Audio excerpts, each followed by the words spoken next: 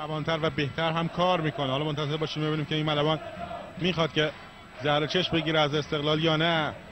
پرشک بازی اونها در انزلی هم فوق العاده اهمیت هست. اونجا تیم برنده به فینال جام حذفی میرسه. یک سال بلند در دهانی دروازه، ضربه سر، موقعیت عالی برای حوار ملا محمد، ضربه‌اش رو میزنه و گل.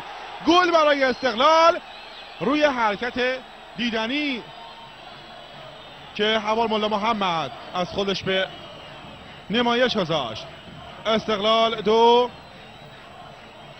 ملوان 0.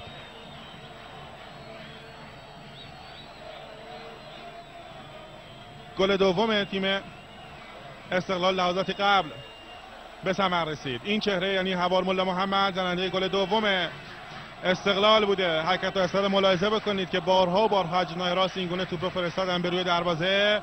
این ضربه سر اونجا هیچ مدافعی حواسش به حوار ملا محمد نبود، او هم نهایت خونسردی رو به خرج داد و دروازه بدون دروازه‌بان ملوان رو برای بار دوم باز کرد تا خیال استقلال از جای دوم راحت باشه.